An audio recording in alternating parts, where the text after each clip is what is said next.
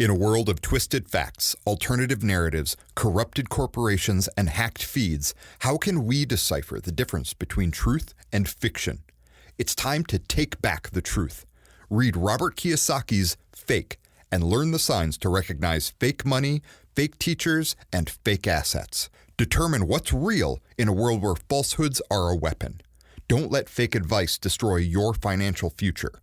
Visit TheRealKiyosaki.com to read Fake by Robert Kiyosaki. That's TheRealKiyosaki.com. This is the Rich Dad Radio Show. The good news and bad news about money. Here's Robert Kiyosaki. Hello. It's Robert Kiyosaki, the Rich Dad Radio Show, the good news and bad news about money. So once again, we have a fantastic program for you, and this is the theme of the show. I want to ask you this question. Are you stuck in a job you hate? I mean, it sounds like an infomercial right now. Are you stuck in a job you hate? Are you doing things you really wish you weren't doing? Are you making all the money you wish you were making? How many of you feel trapped, tied, tethered, nailed down by a paycheck and life that you've grown to hate? Well, we have the program just for you. You know, big question is, are you fulfilling your life's purpose? Are you doing what God wants you to do? And I speak of God, I speak the generic God. This is not a religious program. But all across the world, you know, Kim and I just got back from Australia, beautiful, beautiful part of the world. But people all over the world have the same challenge. You know, they're basically chasing the buck, trying to make ends meet, making money, getting kids off to school, and then wondering what happened to their life. You know, I'm talking to a young man today, you know, and he's just about to graduate from high school. And I said, what are you going to do? And he says, well, my mom wants me to get married and stay on the farm. And I said, well, I'm sure she'd be happy if you did that and get married and have kids. Well, yes. But the question is, what do you want to do? And I think what happens for many people is they're so excited about getting out of their family's home and getting on with making some money, they just jump out into the world. They make a few dollars and they wonder, ¿Qué pasa? What happened to my life? Why am I trapped 9 to 5 or midnight to 5 or whatever you guys work, trying to make money? The government's taking it all in taxes. What am I supposed to be doing here? Why am I trapped in this rat race, like the cash flow game says? So we have a fantastic program for you today. And this gentleman is a man, he's an author. I wish I could write as well as he did. He's one of the best writers I know. But it's about your journey in life. You know, are you there stuck chasing a paycheck and paying taxes, paying bills, and wondering what happened to your life? Any comments, Kim? Yeah, I'm so looking forward to this show because this is one of my all-time favorite authors. And, you know, I think a lot of us never ask the question. We never question what we're doing. And I remember when I was 27 years old living in Hawaii, had a job, would get a paycheck, would pay my bills. And I woke up one morning going, if I just go to work every day, get a paycheck and pay my bills, is that all there is to life? Yeah, but you're living in paradise. I was living in paradise, but I was looking for meaning. And our author, Steve Pressfield, his new book is called The Artist's Journey, The Wake of the Hero's Journey and the Lifelong Pursuit of Meaning. And I think when you asked Robert, do you feel like you have a higher calling? I think more and more people are looking for meaning in their life. And that's what we're going to discuss today. And that's the difference between, Kim and I talk about often, is different. People say, how are you doing your passion? Passion's not it, sports fans. It's what's your purpose. See, passion is greedy. It's doing what I want to do. And if I was doing what I want to do, I'd probably be in jail. So anyway, purpose is doing what God wants you to do, not what you want to do. So with that introduction, Stephen Pressfield is, every time I read his books, like it kind of torques my brain to look at life, look back upon my life and check in with myself. Am I on my journey? So Stephen's latest book, Stephen Pressfield, is The Artist's Journey. Welcome to the program, Steve. Hey, thanks, Robert. It's always great to be back with you and Kim. Oh, thank you, Stephen. You know, we've told you this before that we did a group study of The War of Art and of Turning Pro, two of your great books. So it's always an inspiration to have you on our show. All right, great. It's great to be here. So I just got in from Australia a couple of nights ago. What is The Artist's Journey about? Well, let me take a step back from that, Robert, and talk about the concept of the hero's journey that comes from Joseph Campbell. and which was the hero's journey in Joseph Campbell's terms is a sort of a piece of software, in a sense, in our psyches from birth that kind of calls to us to live out a sort of an initiation or a self-initiation into life as we search for our calling. You know, what you were talking about, are you stuck in a dead-end job?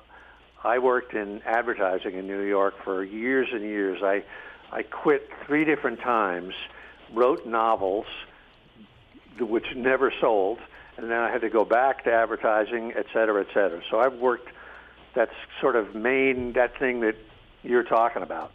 But the hero's journey is that sort of call that we have to find ourselves, to get out in the world, to fail, to search, to suffer, to do all those things.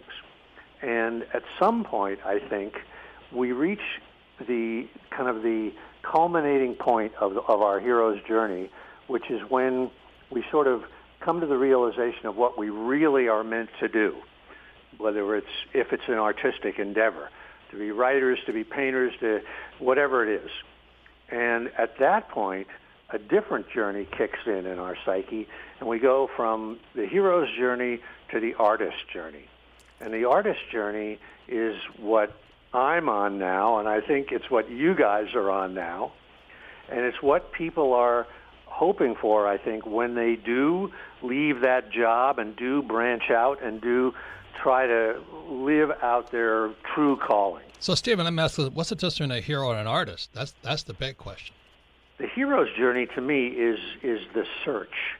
We start out kind of as young people, and we don't really know. The question we're asking ourselves is, who am I? Why was I put on this planet? You know, what is my gift? Do I have some kind of talent? What is my passion? What makes me happy, right? So we're sort of everyman, capital E, at that sense. We don't know really who we are. Like mom may say to us, we want you to stay on the farm and have kids. And we say to ourselves, do I really want that? Is that really me? Well, it'll make mom happy. Right. You'd be a real hero. What about you? If it's great for mom, but what about you, right? So, you know, this makes perfect sense because, so you're saying the hero's journey is, you know, you get born into this life and you go out and you make a living, you make money, you get yourself, you know, you go through this process, and at some point the light bulb goes off that you go, hey, what's life about? And what is my calling? And I think that's the whole point or the whole thesis of this book of mine, The Artist's Journey. So then once you find out what makes you a hero, you turn it into an art form, and that's when it becomes the artist's journey? Well, let me just speak for myself. I mean, at some point in my life, after, I'm sort of like you, Robert, doing all kinds of stuff, driving trucks, working on oil rigs, picking fruit as a migrant laborer, working in advertising, teaching school, et cetera, et cetera, et cetera, thrashing around. I finally sort of hit bottom, in a sense. This was in New York City many years ago, and I just sort of realized I'm a writer. This is what I've been running away from my whole life, and I have to face it, you know? So at that point, in my mind, my hero's journey ended in terms of my search for what I was supposed to do and who I was. But now the next question was, now I got to actually do it. And that's when, in my mind, the artist journey begins. And at that point, you turn pro. This is really sort of another version of my book, Turning Pro. Yes. Where you commit to something. So let me ask us really quickly, what was the theme of Turning Pro then? Well, Turning Pro was sort of, it didn't define an artist's journey as opposed to a hero's journey. It just sort of defined that inflection point in your life when you do decide to turn pro. And the other thing about the book Turning Pro was, I think that we as individuals on our search torture ourselves by putting judgment on ourselves when we can't find what we're looking for, or we can't commit to it, or we can't make it work. Well, let me share my thing about the hero's journey. Is I had a high-paying job working for Standard Oil. I was set for life, making about $120,000 a year back in the '60s. And That was a lot of money in the 60s. Yeah, not much today, but it was a lot of money back then. And then the Vietnam War was still on, so I decided I'd better go fight because all of my uncles fought. So I kind of did it to keep the family happy, but I also wanted to find out what it was like to go to war. So I go to war, and I come back, then I go into business. And then all of a sudden I realize as I'm going through my chaos of becoming an entrepreneur, I find out I like teaching. And that goes all the way back to I hated school. I hated school. And all of a sudden I find myself becoming like my poor dad. I'm going to be a teacher. You know, Stephen, that was one of the hardest decisions of my life is I have to become who I hate. And so that's the year I met Kim. And I said, I'm going to just turn pro and start teaching outside the school system because I hate the school system. I really do. Because it took away my sense of pride, my dignity, my freedom, and it was all about getting a job and working for a paycheck. So that's when I turned pro. So now I'm a teacher. And then after I taught for a number of years, I became a writer. And it's the next hardest thing I've ever done because I flunked out of school 3 times because I can't write. Is that what you're talking about? That's exactly what I'm talking about, and I think that really helps that you spelled it out in your own terms. Like when you went to war, you went to Vietnam, you were a helicopter pilot, that and the other things was your hero's journey, where you were searching for, trying to answer the question, who am I? What is my calling? What is my gift? And at the moment that you said, I'm a teacher, now you still hadn't completely made the switch to being what you are today, which is kind of an entrepreneur / teacher / writer, right? You're teaching outside of the school system.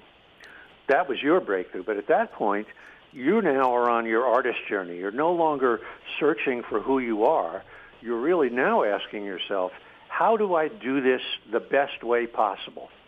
How do I take care of myself? Who do I work with? What form do I use to express myself, to get my thoughts out into the world? How do I make this work? How do I make it pay? How do I deliver the goods to the people? So Stephen, you know, I think most people can relate. The question is, how does your work, the artist journey and turning pro and the war of art, how does it support the average person who drank the Kool-Aid of go to school, get a job, get married, have kids, and work for the rest of your life? How does your work The ideal thing that we all dream about is to be able to support ourselves completely by some form of art or something that we love to do. But realistically, that's, 1 in 1,000 or something like that. But I wrote a blog a couple of weeks ago, and it was quoting, remember when Steven Soderbergh won the Oscar for Traffic a few years ago as the best director? I'm afraid I don't watch movies, so who was Soderbergh? Well, anyway, here was his acceptance speech. He held up his Oscar and he said, "This award is for everybody who spends 1 hour a day working on their art, on the thing that's their calling." And I think in many ways that is the most realistic way that most of us can pursue our calling, is to carve out a certain amount of time each day. Yeah, Stephen, that's all wonderful on the Oprah show, but why don't people do it in real life? Well, they're afraid of success or they're afraid of failure, one or the other. It's not easy to do anything, right? I mean, when you made your switch, what did you immediately switch over to a full-time kind of teaching / entrepreneurial gig, or did it take you a while? Was there a transition period for you? Okay, once again, it's Robert Kiyosaki, the Rich Dad Radio Show, the good news and bad news about money. Today, our guest is one of the most successful authors I know, Steven Pressfield. His books are must-reads. For any one of you out there who is thinking about searching for your own journey, your own passion, your answer, and especially if you drank the Kool-Aid, you're stuck in a job you hate, you got kids who hate you too, your wife hates you, your husband hates you, and you wonder, how did I get here?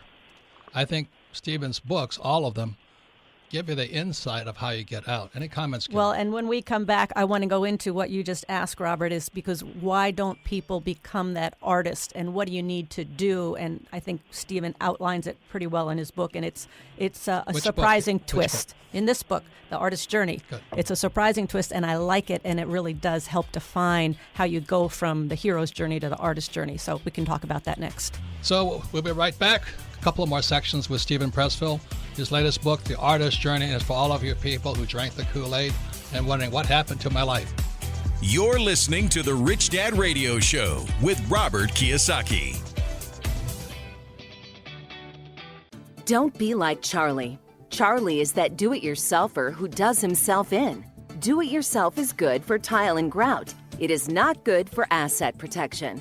Charlie thought he'd save a few dollars forming his LLC online. With no guidance, he did it wrong. When he sold the property, he lost thousands and thousands of dollars. He did himself in by trying to do it himself. Don't burn yourself. Use Corporate Direct to set up and maintain your LLCs and corporations. Corporate Direct is owned and operated by attorney and rich dad advisor Garrett Sutton. Garrett wrote the bestsellers Loopholes of Real Estate and Start Your Own Corporation. He is Robert Kiyosaki's attorney for asset protection. He and his team will do it right. Visit them at corporatedirect.com or call 800-600-1760. Mention Rich Dad and receive $100 off your formation fee. That's corporatedirect.com. corporatedirect.com. Log on to richdadradio.com while you listen. Now back to Robert Kiyosaki. Welcome back, Robert Kiyosaki, the Rich Dad Radio Show, the good news and bad news about money. Once again, you can listen to the Rich Dad Radio program anytime, anywhere on iTunes or Android. And we archive all of our programs at richdadradio.com. And the reason we archive our programs is for many reasons. One of them is because repetition is how we learn. So if you want to understand more about how you can get onto your artist's journey or your hero's journey, I would listen to this program 2 or 3 times. And go to richdadradio.com, because every time you hear it, you're a different person the next time you listen to it, because you've changed a bit. And that's the beauty of Stephen Pressfield's books, is because every time I read them, I change a bit, and it makes life not easier, but I'm clearer on my next step. So Rich Dad Radio, go to richdadradio.com. If you have friends, family, or business associates who really do need to change some directions in their life, or they're kind of in the rut, and they need to get onto their artist journey or their hero's journey or just pay their bills, then Stephen Pressfield's books are the best. So once again, I love Stephen's books. One of the things I love was The War of Art. That book was really helpful to me because, Stephen talks about how every morning he gets up and he faces a blank screen on his computer. Well, that's my life too. And as I said earlier, is I haven't done anything I love. I mean, I really hated school, but I teach. And I really hate writing, but I write. And yet it kind of it gets me down the road every day. But the hardest choice is every morning when I get up, there's 2 people talking to me in bed, fat boy and healthy boy. And fat boy usually wins. Okay, you don't have to go to the gym this morning. You can have your croissant and bagels and cream cheese and a cup of coffee. And I love Fat Boy because he tells me everything I want to hear. Any comments, Kim? Well, that's what Stephen would call resistance. And we all have it, and we all face it every single day. And what I want to ask you, Steve, is, why people continue to struggle. They're in the rat race. They're doing what they've been told to do. Go get a job, make a living, pay your bills, have kids, do all of that. And how to make that shift to where you find your meaning in your life. And I want to just go to couple points in your book, because you talk about making that shift to being the artist, and why are people afraid of what is the artist afraid of? And you talk about is fear of the unknown. And I think this applies to everybody we talk to, whether they're doing real estate investing, whether they're building a business. This fear of the unknown, of going into that place and letting go of the familiar is scary for a lot of people, and that's why they don't make that shift. Or why do they hang on to a job they know is not going anywhere? Exactly. And I'd love your comments on that, Steve. Well, we are terrified of the unknown. I mean, that's sort of, I think everybody can agree on that. But yet, it's even, in the one sense, you can say, well, if I have a job and I leave my job, That's going into the unknown. How am I ever going to support myself? What am I going to do? That's one form of being afraid of the unknown. And, of course, it's completely valid. You should be afraid because it is scary. Plus, Then there's the other way of thinking about the unknown from the artist's point of view. And that is, let's say you're sitting down to write a book. Let's say you're going to write a novel or you're going to make a movie.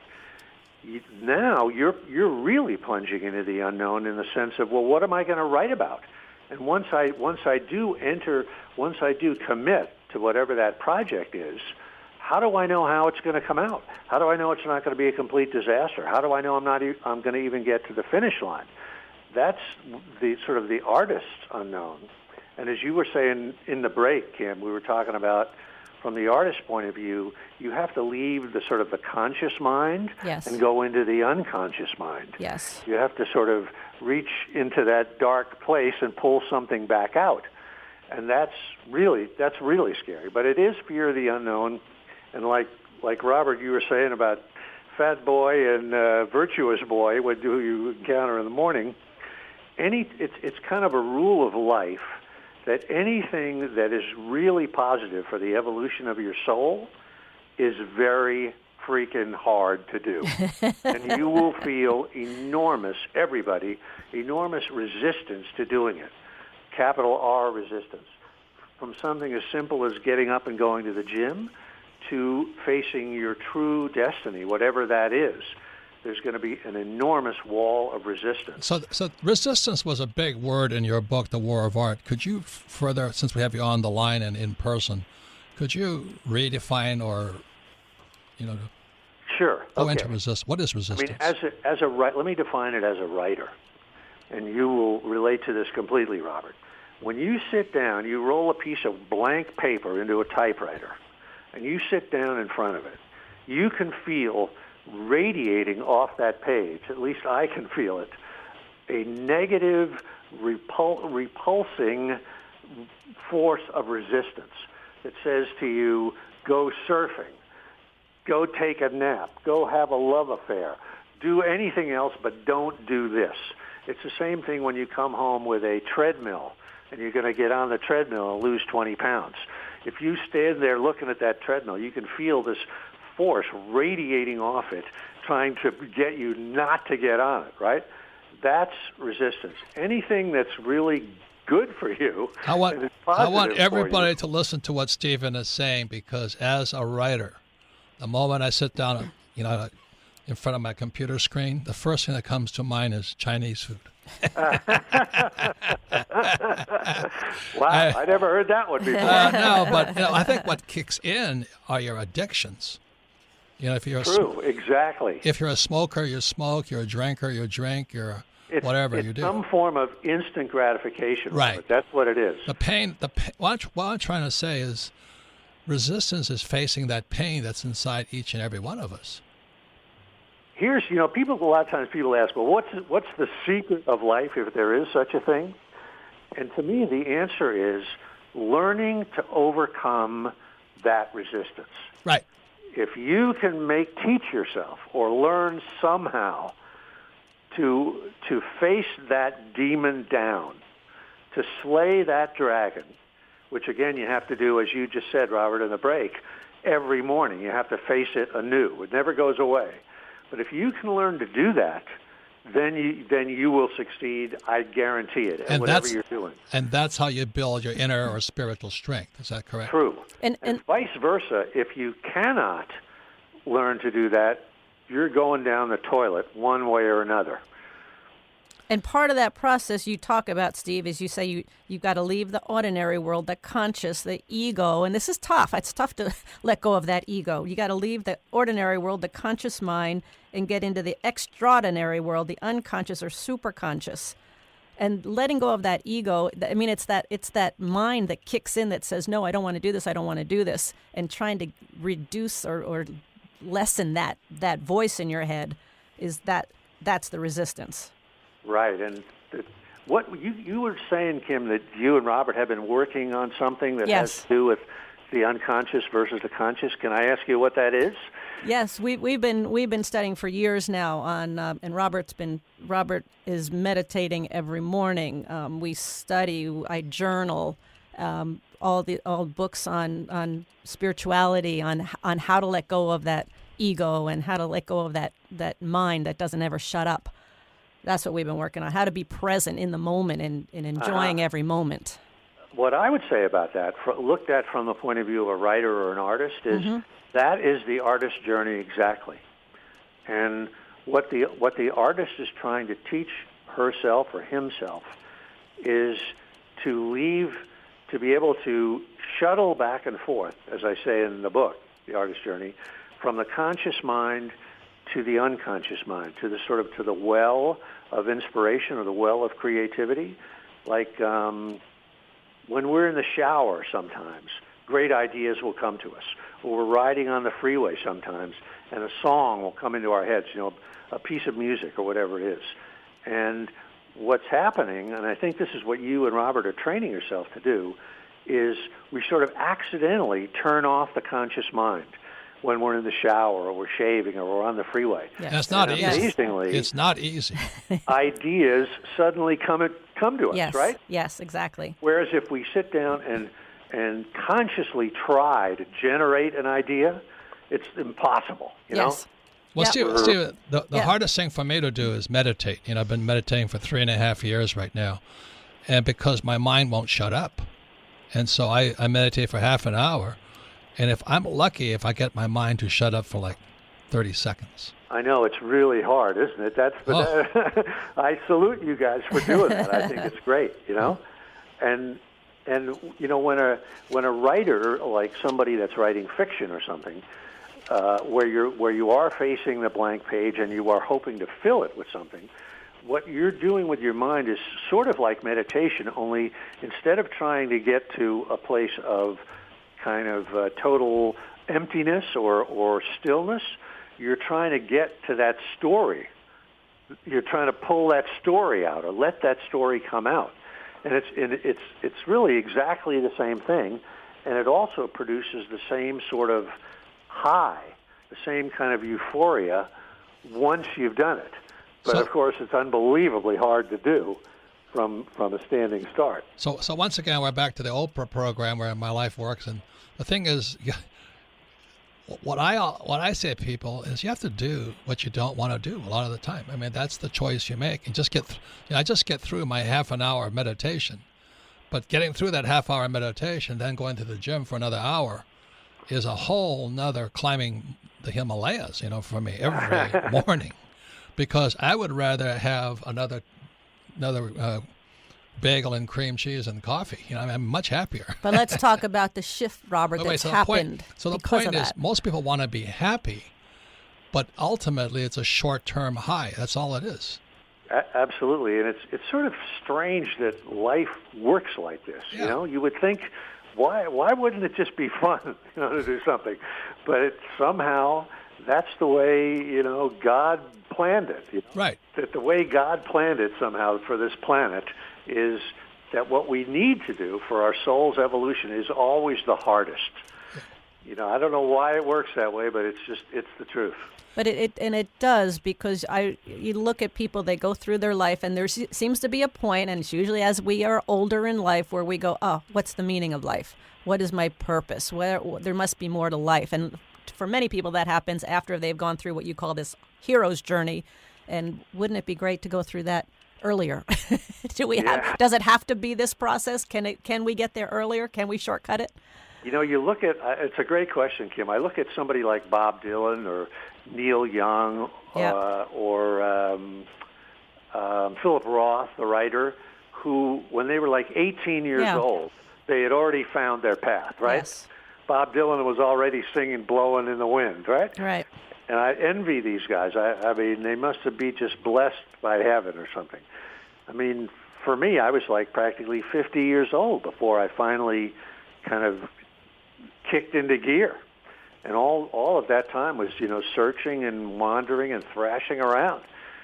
So it takes some people longer than others. But well, the last question is to find it. You have over here, all enemies are self-generated. And that's Kim's favorite line to me, because I'll take a friend and create an enemy out of him. So what did you mean by that? Well, when we were talking about resistance, or that these forces, right? The fat boy that wants you to have the croissant. Right. Yeah. That is not floating in the air. That is generated by our own psyche. Yes. Right? That's, there's not a real devil that walks into the bedroom door and is standing over us, pointing at it. That's something we create in our own mind. And of course, the good side of that is if we create it in our own mind, we can overcome it. But we also, what I got from the War of Art is we create that and it comes in as resistance. Exactly. That's what it is. Right. And you say about all enemies are self-generated. Her fear, it's a lot of it is fear. Her fear is her own, her vanity, her need for adulation, for attention, for distraction. There's all these things that we create, which is our own enemy. I mean, if we have a need to be, adored, then that's going to drive us, but that's not real. Right. Right, or we're generating it from our own psyche. I think, Yes. Stephen, that's the most important thing you can say is we create it. Yep. We create our own distractions, our own temptations. They're all products of our mind. I don't know. I'm going to show my age here. I don't know if you guys ever remember a movie called Forbidden Planet. Did you ever, by any chance, see that? No. Don't know that one. With Walter Pidgeon. Oh, it's one of the all-time great sci-fi movies. But the short version of it is that Walter Pidgeon, as this scientist on another planet, has these demons are attacking him, coming through this steel door. They're kind of assaulting it like from the outside, like an acetylene torch, this super strong steel door, and he's trying to fight it with his own mind. And the conceit of the story is that he is creating those demons on the other side of the door with his own mind, and the only way he can stop them is with his own mind, sort of turning it off. And it's a great analogy for what we do. That's what we do every day. Fantastic. That's what we do every day. Well, I kind of enjoy it.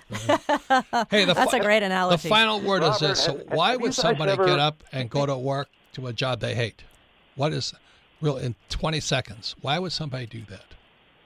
Well, we're just brainwashed to do it, and also because you need to. I mean, we do have to have money, and money doesn't grow on trees, and not all of us are Bob Dylan who can write a song. So you got to get a job. But once you've got a job, maybe you can rise above that. That's brainwashing too, though. Got to get a job. That's well, what you do have to eat, right? It is a real thing. Well, that's not my belief, but anyway, I chose not to believe that a long time ago. But anyway, that's why we have the Rich Dad Company. That's why I thank you for your books, because your books, someday when I grow up, I want to be as great a writer as you are, because you have a way of saying it so quickly, simply, and succinctly that the brain or the being gets it. Right, Kim? Well, I read your stuff, Robert, too, and you are a wonderful writer. So give yourself a pat on the back. Thank you. Hey, Steve, I've got one last question. Your book's called The Artist's Journey. Do you believe that everyone has that artist inside them? I do. Now, it may be in different forms.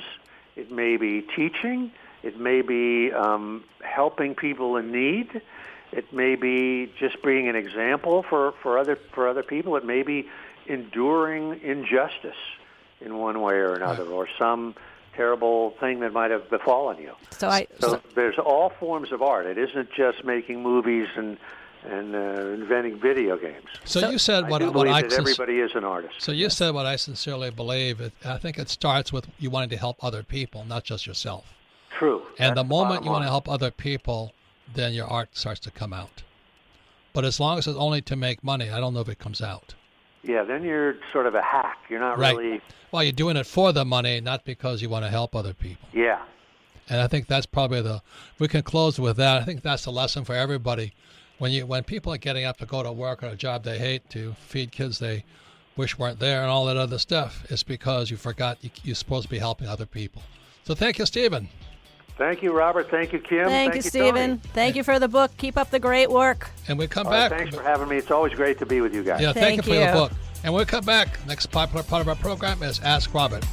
You're listening to The Rich Dad Radio Show with Robert Kiyosaki. Don't be like Charlie.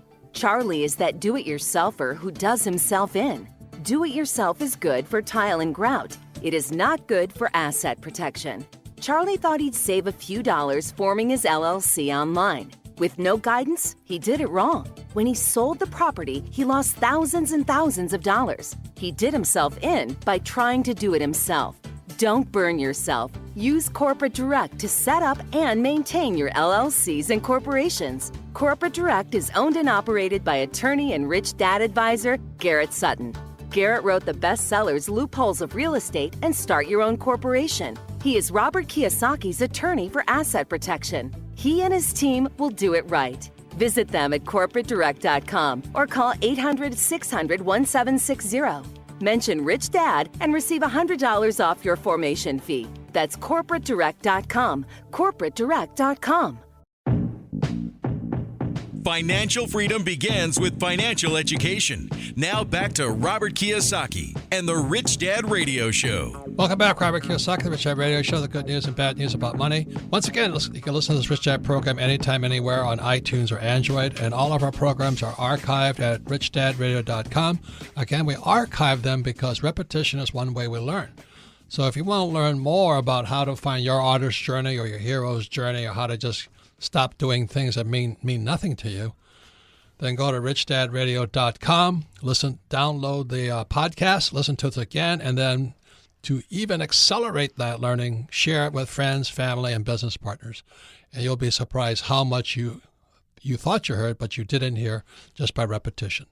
So we're now back, and once again, thank Stephen Pressfield. His latest book is Artist's Journey. You know, one thing I heard in this interview is that we all have a gift.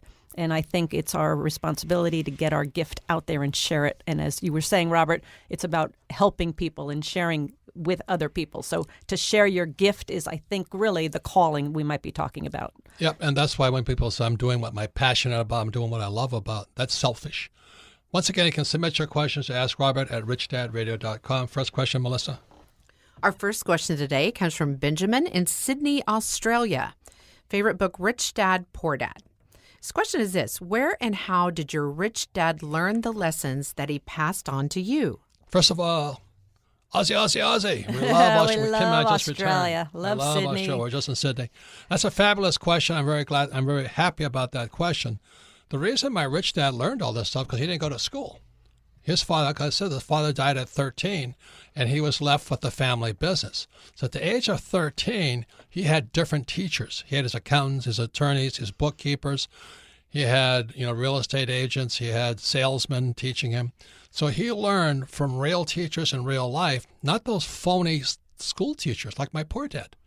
So my new book coming out is called Fake. It's online for free. It's about fake money, fake teachers, and fake assets. And most of us have learned from fake teachers. And a fake teacher is somebody who does not practice what they teach. So the beauty of Rich Dad started at the age of 13. His teachers were accountants, attorneys, bookkeepers, real estate agents, stockbrokers, salesmen and all this. So he was at 13 in the swim of it. He was learning from real people, not these fake teachers in school today. I mean, it's horrible what they're teaching kids about you're entitled to be given everything you want. Everything should be free. And we should have safety zones so you don't have to hear what you don't want to hear. I mean, I don't know where these teachers are, but they are really doing criminal behavior right now to students. They need to get real. Teachers need to get real. All they want to do is go on strike. And that was my poor dad. That's the only way they know how to make more money is go on strike. And if you want to believe in that, then those are your teachers, but they're not my teachers. My teachers are rich dad advisors like Tom Wheelwright, my real CPA, Kenny McElroy, a real estate investor, Garrett Sutton, a real attorney. That's the difference, right, Kim? Yes, and from what you told me, your rich dad, he just went out there and did the real thing. And the way you learn best is by actually doing the real thing. But with real teachers. With real teachers. These teachers in school are fakes. That's the problem. And he had to drop out of school at 13, right? Because he had to take care of the family. The father died. Yes. So he had to go out there, and he learned by actually doing it, not by reading about it, not by studying about it, but by learning from people in the real world. He had a real business to run. He had to learn how to do it. He learned so much. And then once a month, he would have, when I joined him at age 9, once a month, he would have a meeting with his real teachers, his accountants, attorneys, his bookkeepers, his bankers, his real estate agents, his stockbrokers. And he'd sit there and he'd ask them questions on how to solve his real problems. And the trouble with most school teachers, they're not solving real problems. They're solving fictitious problems. You want to see that? Go to the movie Back to School with Rodney Dangerfield. That is the best movie on fake teachers. Next question, Melissa. Our next question comes from Oscar in Long Island, New York. Favorite book, Midas Touch.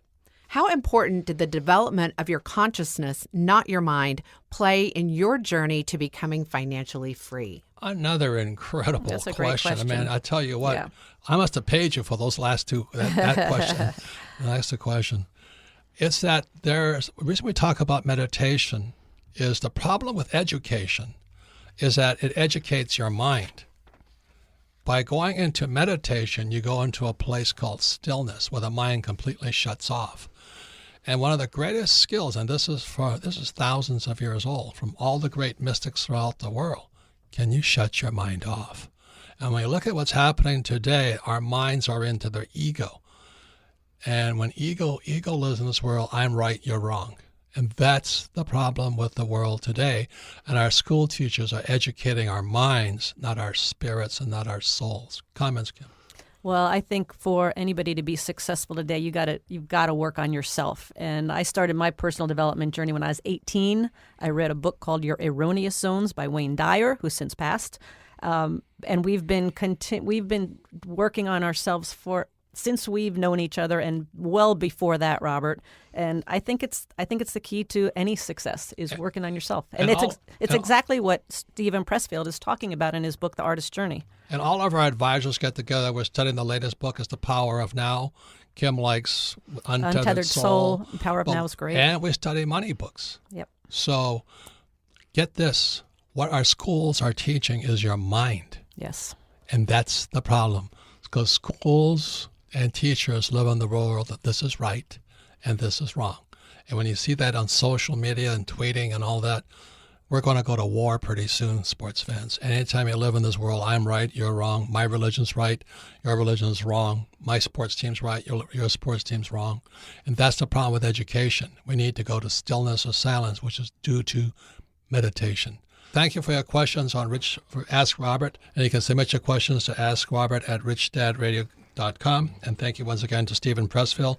His latest book's The Artist's Journey, and that's what he's talking about, is do you have the courage to let that artist in you come out? Thank you for listening.